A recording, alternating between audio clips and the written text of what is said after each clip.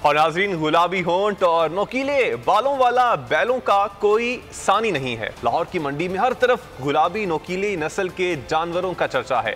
मजीद इनकी तफसीलात के बारे में मालूम कर लेते हैं बोलियों के नुमाइंदे जाफर बिन यार से। जाफर, बताइएगा।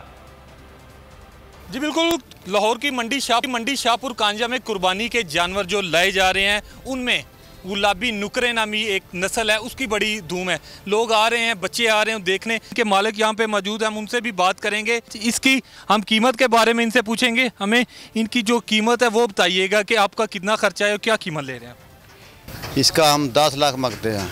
अच्छा, तो गाहक जो उसका दिल करे तो कमी पेशी भी हो जाती है, दे देंगे इंशाल्लाह। ठीक है जी। तो क्या इनको खुराक क्या देते हैं? खुराक देते हैं, ये अपना बंडा तैयार करते हैं खुद ही। ठीक है, वो देते हैं, कोई घी देते हैं, कोई तेल वगैरह।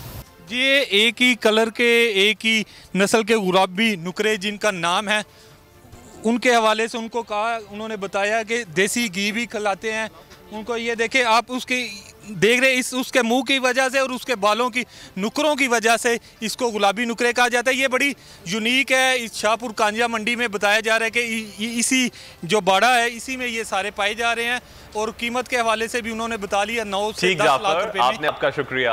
और मुल्क भर की तरह अटक में भी मवेशी मंडियां तो सज गई, लेकिन NCOC की जानिब से मवेशी मंडियों के लिए जारी की जाने वाली कोरोना SOPs पर अमल दरामद कहीं भी नजर नहीं आ रहा। अटक मवेशी मंडी की सूरत हाल क्या है, वहाँ मौजूद हैं हमारे नुमाइंदे हाफिज खलील अहमद, उनसे जान लेते हैं। खलील, बताइएगा।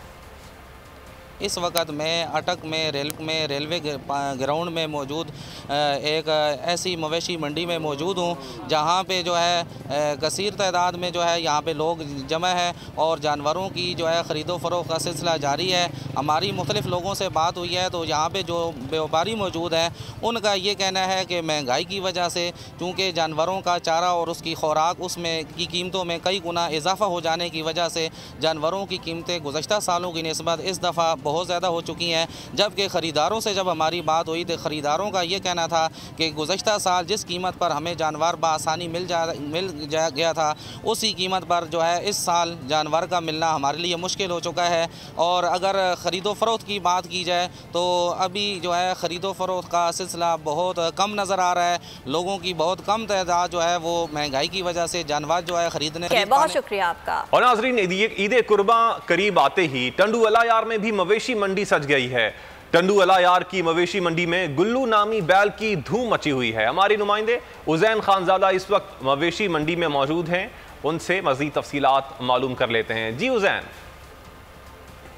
जी बिल्कुल, देखें ईद कुर्बान की आमद है। टंडो अलायार की मवेशी मंडी में भी जो है वो खूबसूरत जानवरों की आमद का सिलसिला जारी है। इस वक्त हमारे पीछे आप देख सकते हैं कि गुल्लू नामी बेल की धूम मची हुई है। 5 लाख रुपए इसकी कीमत है। इनका मालिक भी मेरे साथ मौजूद है, इनसे जानते हैं कि सारा साल इन्होंने क्या खिलाया, किस तरह इनको पाला। और सारा साल मैंने इसको आटा खिलाया, बूर खिलाया, खल खिलाई और जो बहुत बड़ी मेहनत से मैंने इसको पाला है।